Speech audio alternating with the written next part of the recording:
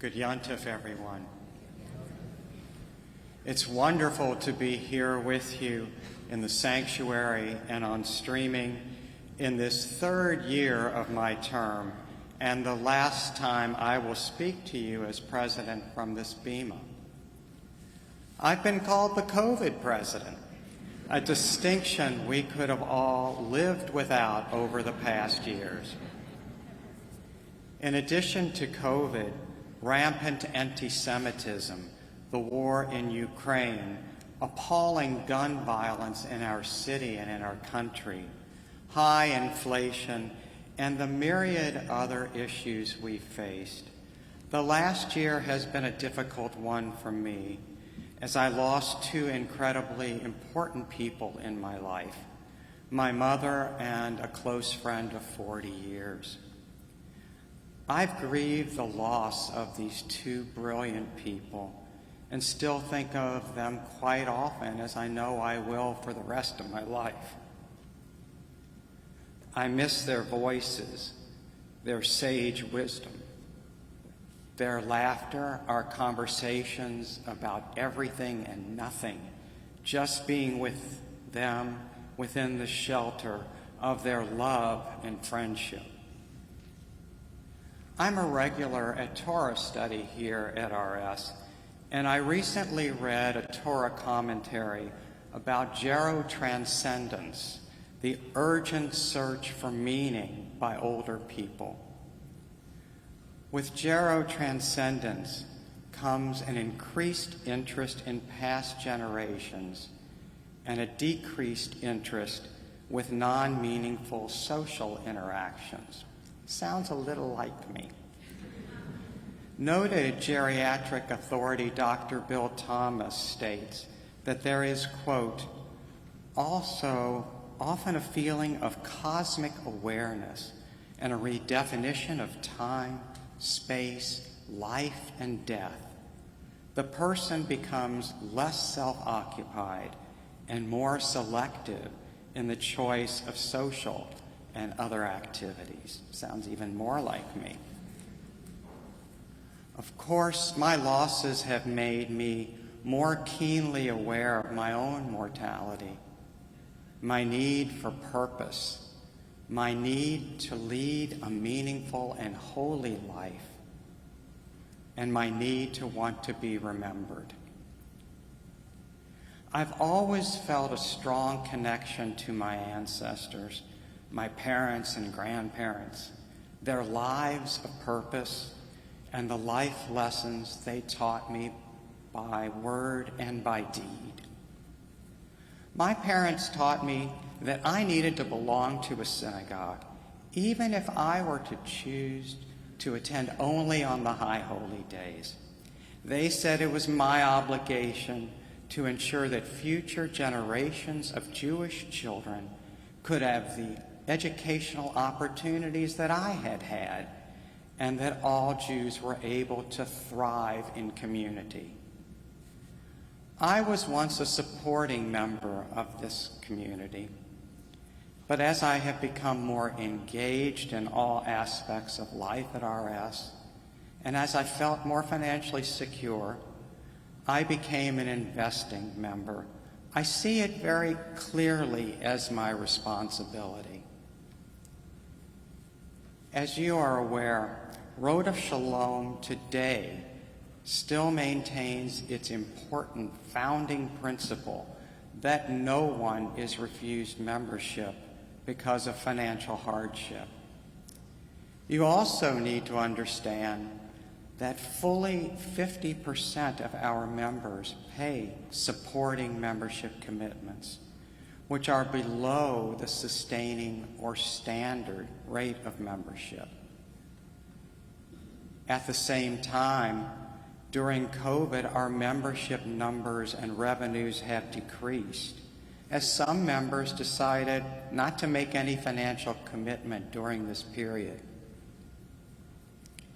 Because of these membership issues, facing not only RS, but facing many Jewish congregations in our area and in our country, the board of directors and other leaders of this congregation have been engaged in conversations to ensure the future of our beloved RS.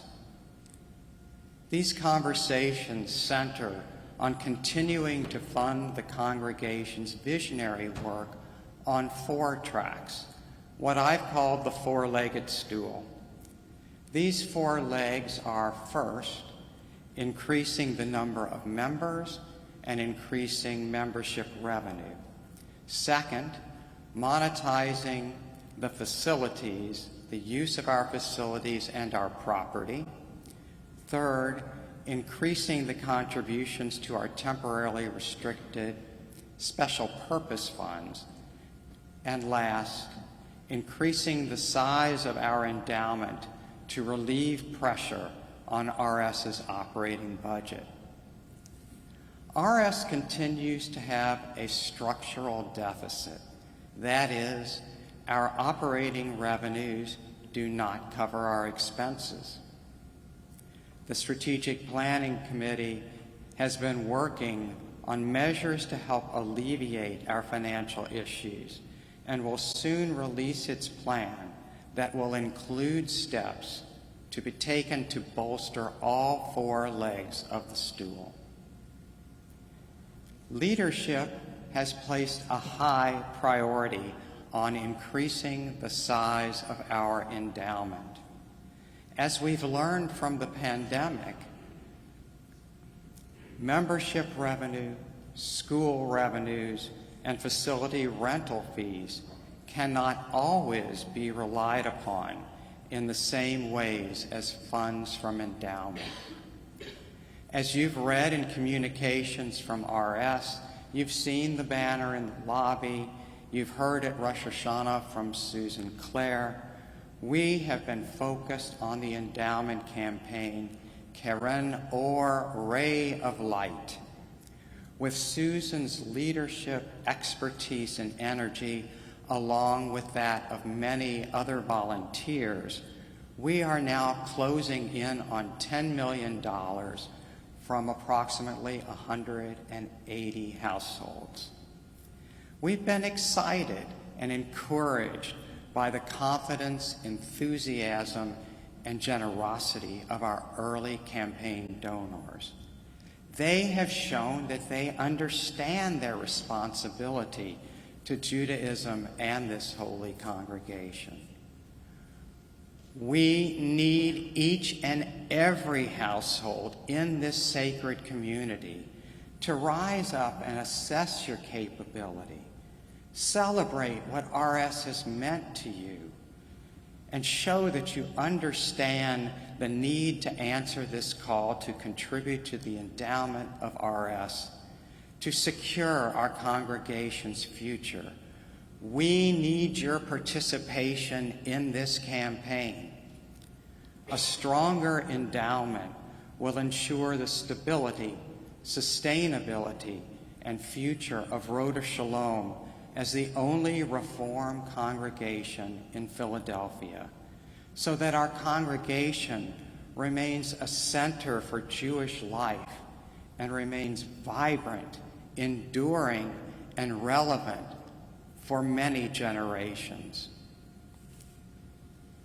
In preparation for making a commitment to the campaign, I hope you will think about the questions that I asked you last year at Yom Kippur. What are you willing to do to ensure that the gifts that have been entrusted to us are available to the next generations of Road of Shalom? And are you willing to act through a generous contribution to the endowment campaign to ensure the future of this congregation and Reform Judaism in this city? Early in the campaign, I felt compelled to make a significant leadership gift. I hope that each of you will join me and make a gift to the campaign that is meaningful to you, so that together we may ensure a Road of Shalom that is financially secure and strong, and RS, that you are proud to call your spiritual home, a ray of light in Philadelphia and to the future of the Jewish people. Gamar Chatima Tova, may you and your loved ones be sealed for the good.